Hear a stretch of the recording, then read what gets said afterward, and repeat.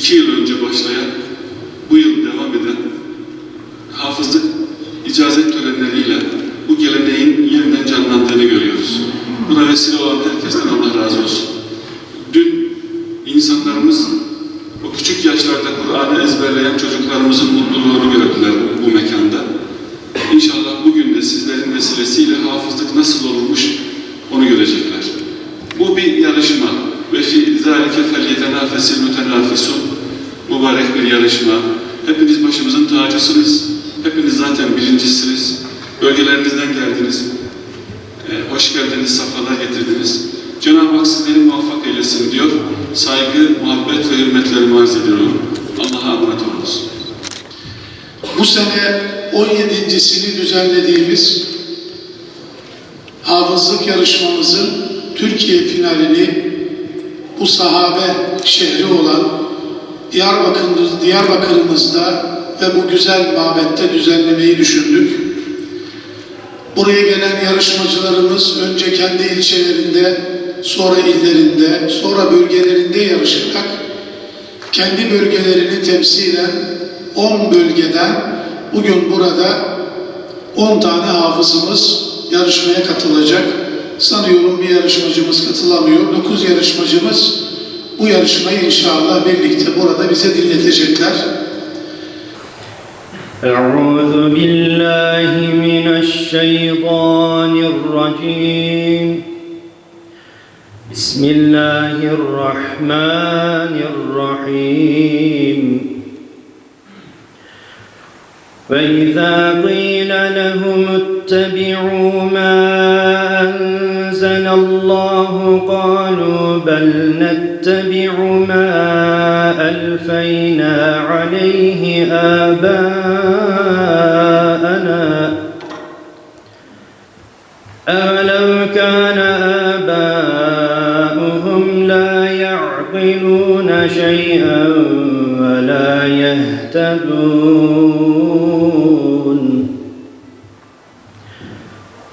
ومثل الذين كفروا كمثل الذي ينعق بما لا يسمع إلا دعاء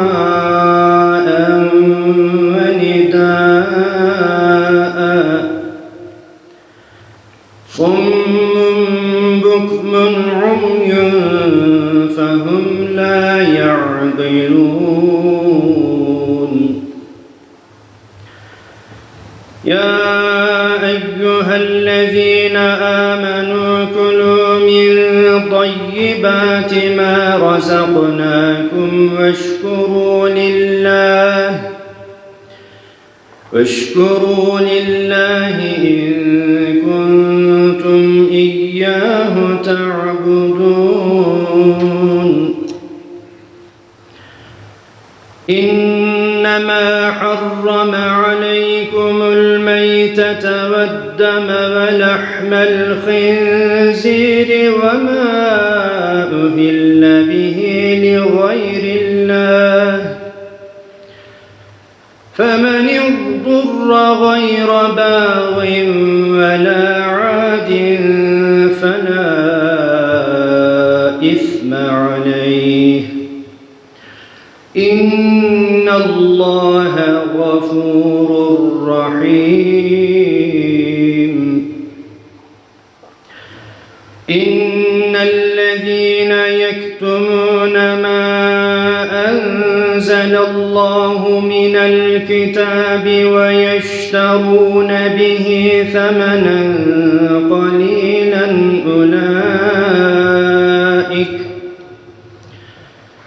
أولئك ما يأكلون في بطونهم إلا النار ولا يكلمهم الله يوم القيامة ولا يزكيهم ولهم عذاب أليم أولئك الذين اشتروا الضلالة بالهدى والعذاب بالمغفرة فما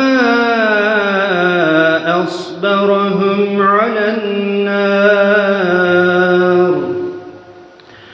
ذلك بأن الله نزل الكتاب بالحق فإن الذين اختلفوا في الكتاب لفي شقاق بعيد بسم الله الرحمن الرحيم يا أيها الذين آمنوا إذا ناجيتم الرسول فقدموا بين يدي نجواكم صدقة ذلك خير لكم وأطهر فإن لم تجدوا فإن الله غفور رحيم أأشفقتم أن تقدموا بين يدي نجواكم صدقة فإذ لم تفعلوا وتاب الله عليكم أأشفقتم أن تقدموا بين يدي نجواكم صدقات فإذ لم تفعلوا وتاب الله عليكم فأقيموا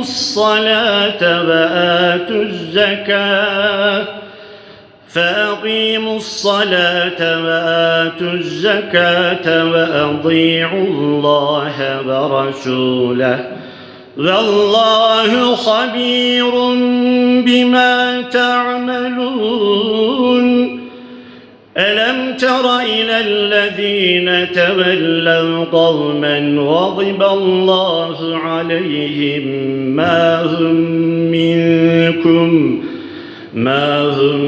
منكم ولا منهم ويحلفون على الكذب وهم يعلمون ما هم منكم ولا منهم ويحلفون على الكذب وهم يعلمون أعد الله لهم عذابا شديدا إنهم ساء ما كانوا يعملون اتخذوا أيمانهم جنة فصدوا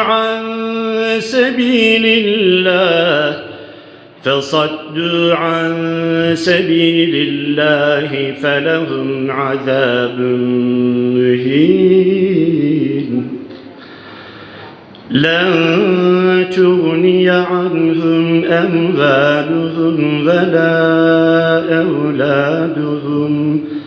ولا أولادهم من الله شيئا أولئك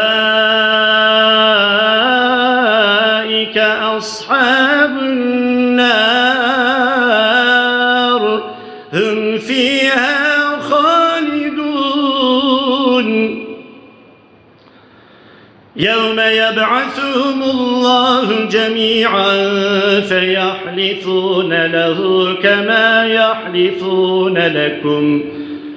كما يحلفون لكم ويحسبون أنهم على شيء ألا إنهم هم الكاذبون استحوذ عليهم الشيطان فأنساهم ذكر الله أولئك حزب الشيطان ألا إن حزب الشيطان هم الخاسرون إن الذين يحادون الله ورسوله أولئك في الأذلين كتب الله لأغلبن أنا ورسلي إن الله قوي عزيز. بسم الله الرحمن الرحيم. إن الذين لا يؤمنون بالآخرة ليسمون الملائكة تسمية الأنثى وما لهم به من علم إن يتبعون إلا الظن وإن الظن لا يغني من الحق شيئا فأعرض عمن تولى عن ذكرنا ولم يرد إلا الحياة الدنيا ذلك مبلغهم من العلم إن ربك هو أعلم بمن ضل عن سبيله وهو أعلم بمن اهتدى ولله ما في السماوات وما في الأرض ليجزي الذين أساءوا بما عملوا ويجزي الذين أحسنوا بالحسنى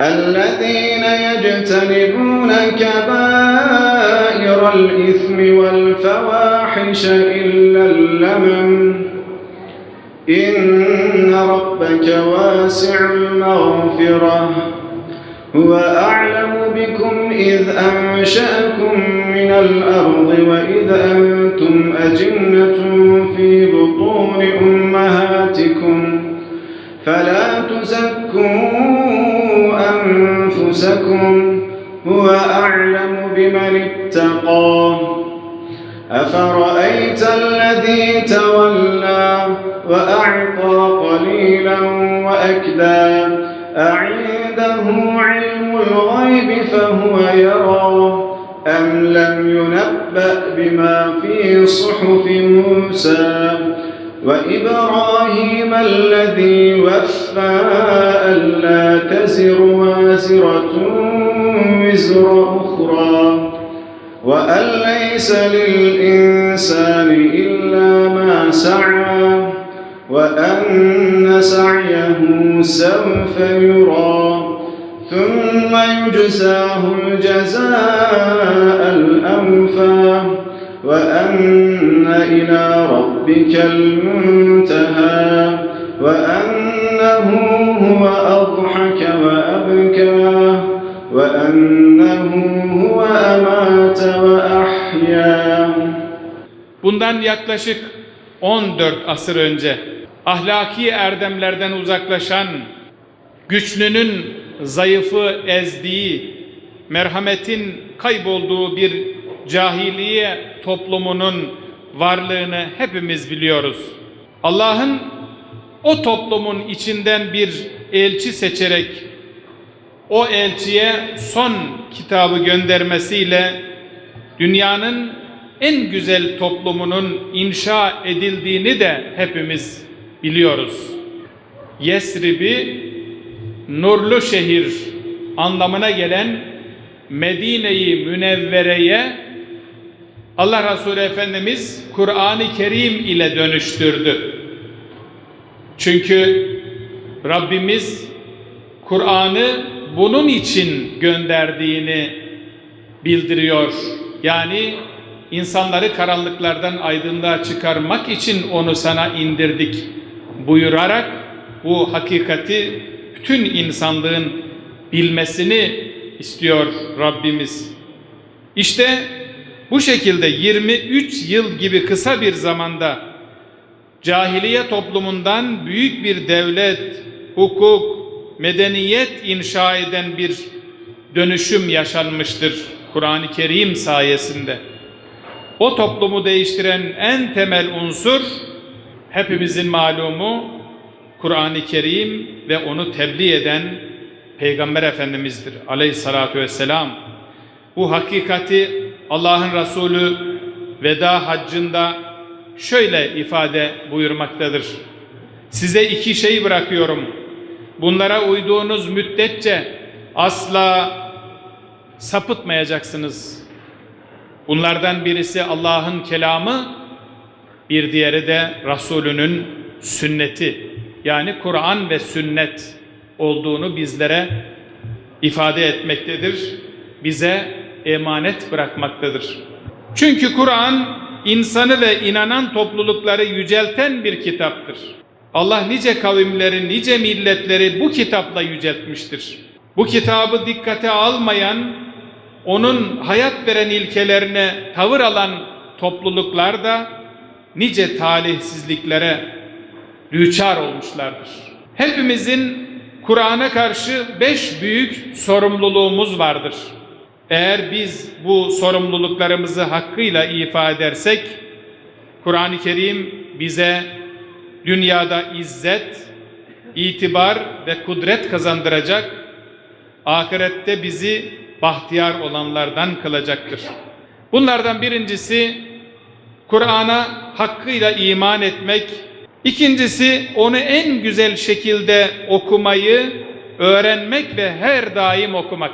Üçüncü olarak Kur'an-ı Kerim'in hayat veren ilkelerini, mesajını en doğru şekilde anlamak. Dördüncüsü onu bir hayat kitabı haline getirmek, yaşamak, davranışlarımıza ölçü yapmak.